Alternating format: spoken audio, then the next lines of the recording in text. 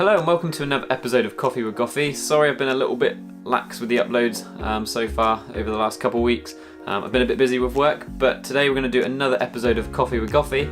I think there's really only been one main bit of photography news, and we're going to touch on that now.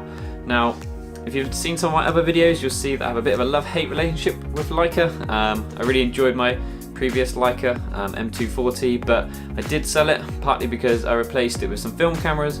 But Leica have just released a new Leica Q2. Now, those of you that have never heard of the Leica Q before, the Leica Q is a compact camera, although to be fair, it's not really that small. It's full frame, fixed lens, 28mm, and some people love it, some people hate it. Price is ridiculous, so we'll get that out of the way first.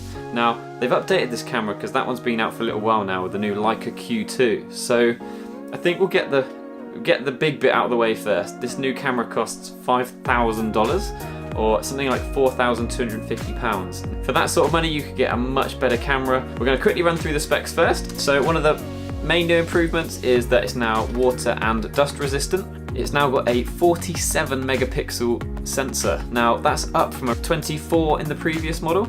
So that's going to make a massive difference, and to me that's probably one of the real big thumbs up with the new device. Now it can now do 4K video, which some people might like. On a Leica, it can be a bit challenging anyway. It's probably not the best camera for video, but it can now do 4K at both 24 and 30p, and it can now do 1080p at 60 frames per second and 120, so that's quite good if you're into sort of your slow-mo.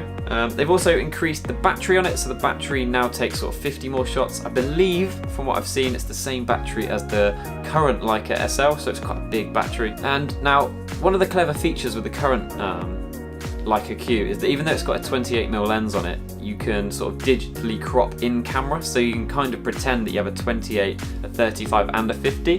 Now with the extra sort of 20 megapixels that you've got there, they now do offer a 75mm as well, and 75mm is quite a long lens, so it's Leica trying to be a little bit clever with that massive new sensor they've got. So from a design point of view, other than it now being weather resistant and dust resistant, it looks pretty much exactly the same. They've tweaked the body a little bit, tweaked the buttons a little bit.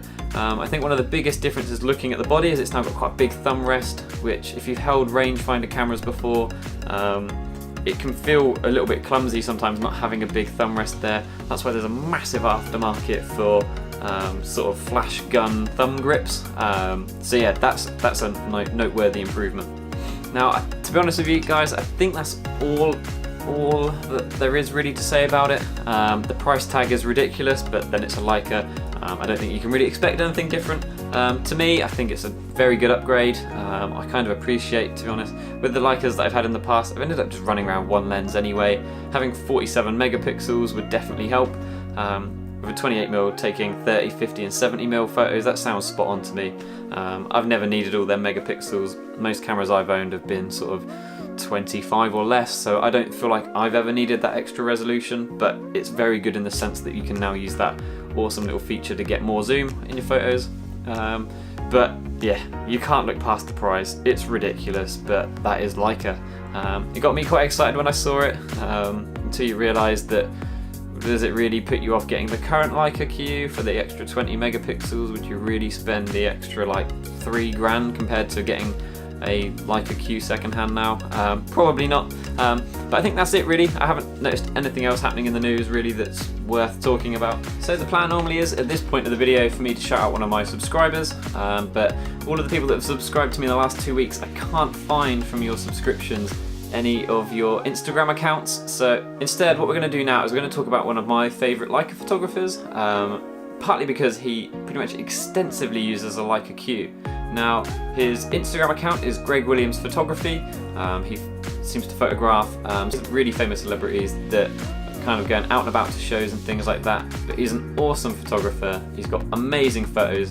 So I'll put a link on here now so that you can check out his stuff. He genuinely has some of the best photos you've seen. I'm sure he'll be copping the new Leica Q2. But yeah, thank you for watching this video, guys. If you've enjoyed it, please drop it a like. Please subscribe if you want to see more of this.